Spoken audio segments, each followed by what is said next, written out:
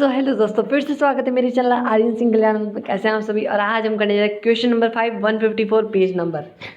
तो बिना time waste करे शुरू करेंगे इस क्वेश्चन को। मगर उससे पहले यार, अगर आपने पिछली वीडियो नहीं देखी तो एक बार उसको देख लेना। मैं चाहता हूँ कि आपको अच्छे से समझ में आए, क्योंकि उसके अंदर मैं बहुत अच्छे से उसको एक एक चीज़ को डीपली समझाया है मैंने।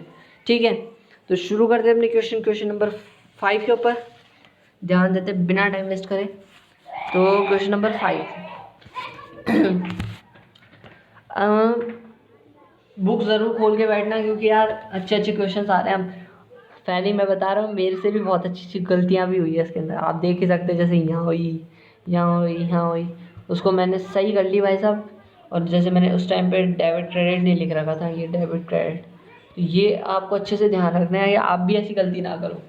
ठीक है, तो अपन क्वेश्चन नंबर 5 को स्टार्ट करते हैं। स्टार्टेड बिजनेस विद कैश, तो मैंने पहले बता दिया, जब आपका बैलेंस से करना पड़ता है। टू बैलेंस बीडी, बीडी का मतलब होता है ब्रॉड डाउन, और सीडी का मतलब होता है कैरी डाउन, है ना, क्लोजिंग। और ये होता है ओपनिंग। ओपनिंग बैलेंस बोलते हैं बीडी को, ये समझ लेना। जो आपकी ओपनिंग बैलेंस है ना, वो ये है 1,20,000। नेक्स्ट देखते हैं कैश पेड इनटू बैंक। मैंने पहले बताया पिछली वीडियो के अंदर, जैसे बैंक अकाउंट डेबिट करते हैं तो डेबिट को अपन क्रेडिट साइड लिखते हैं, और क्रेडिट को अपन डेबिट साइड लिखते हैं।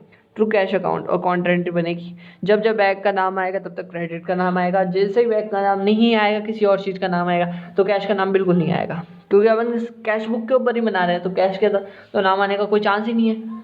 50,000 50,000, ये पहले ही ध्यान रखना। मैंने पिछली वीडियो में नहीं बताया, उसके लिए सॉरी। कि है ना, जैसे कैश है ना, जब आप बैंक बढ़ा रहे हो तो कैश कम कर दो, और अगर आप कैश यहाँ से कम कर रहे हो तो बैंक बढ़ा दो। ठीक है, ऐसे समझ लेना। अब आज नेक्स्ट देखते हैं। 3 तारीख हो गई। 5 तारीख परचेज गुड्स फ्रॉम सुष्मिता।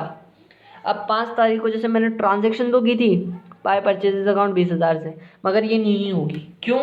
क्योंकि नेक्स्ट आप देखो कि 6 तारीख को सोल्ड गुड्स, नहीं, कौन सी तारीख है, 10 तारीख। 10 तारीख को आप देखो पेड टू सुष्मिता कैश। अब सुष्मिता को क्या कैश पे कर रही है उस टाइम पे, तो डायरेक्ट ही कर देंगे बाय सुष्मिता अकाउंट 20,000 से। ऊपर वाली ट्रांजेक्शन नहीं आएगी, ये वाली। ठीक है, आपसे भी गलती हुई होगी तो उसको काट लेना ज़रूर, और नहीं हुई तो बहुत अच्छी बात है यार। फिर देखते हैं अपन 6 तारीख को sold goods to Dinkar and receive a cheque. अब क्या है, अपन 6 तारीख को क्या है, दिनकर को गुड्स सोल्ड कर रहे हैं और चेक रिसीव कर रहे हैं टू सेल्स अकाउंट 20,000 से। अब आप सोच रहे होगे भाई इससे की गलती है क्यों। अब देखना 14 तारीख को आप जाओ, चेक रिसीव फ्रॉम दिसंबर 6 तारीख को जो चेक रिसीव हो रहा है वो डिपॉजिट कर रहा है बैंक में। अब कब, 14 तारीख को, तो 14 तारीख को लिखना है टू सेल्स अकाउंट, और बैंक में डिपॉजिट कर रहा है 20,000 से। तो यहाँ भी मुझसे गलती हो गई थी, ये वजह है।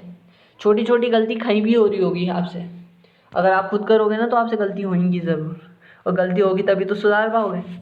फिर 18 तारीख को देखते हैं, हो गया ना।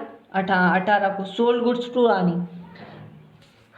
अब यहाँ टू सुष्मिताज मैंने यहाँ गलती कर दी थी, ये वजह से बाय सुष्मिताज आएगा। ठीक है, मैंने पहले ट्रांजेक्शन जनरल प्रॉपर के हिसाब से नहीं लगाया, जनरल प्रॉपर बोल देता हूँ गलती से, जनरल एंट्रीज है वो।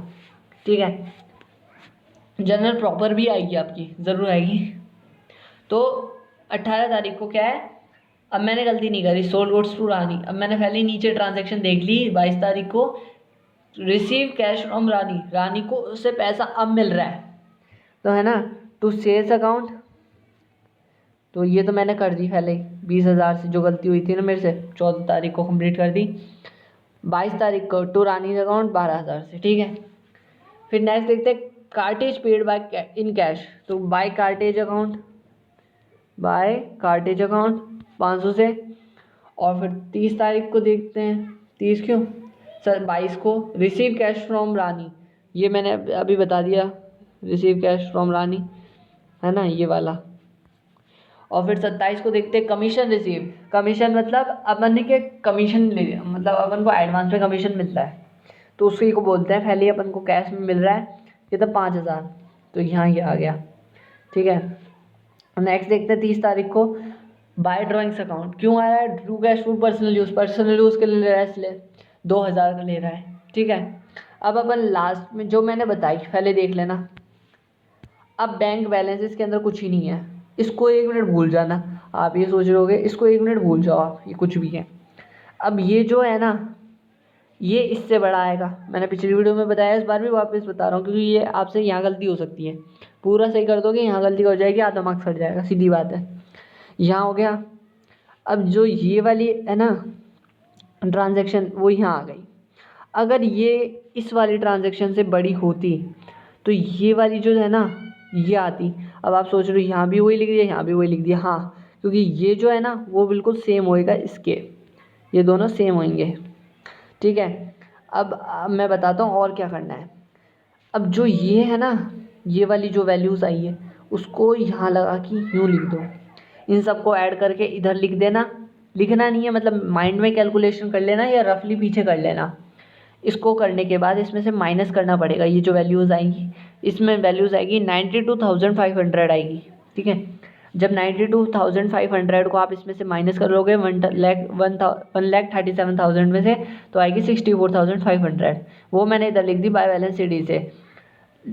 साल मतलब महीने की लास्ट तारीख को लिखना पड़ेगा आपको ये, चाहे 31 को ही हो रही हो लास्ट ट्रांजैक्शन, चाहे कोई सी हो रही हो, महीने के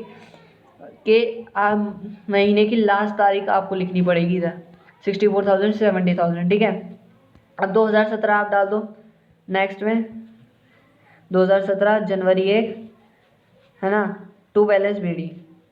अब यहाँ लिख दिया 44,000, जो यहाँ लिखोगे 64 है, सो 64,000 जो यहाँ है वो यहीं लिखनी है, और 70,000। तो आज की इस वीडियो में इतना ही। मिलते हैं अगली वीडियो अगले क्वेश्चंस के साथ, तब तक के लिए goodbye. Please share my channel, thank you.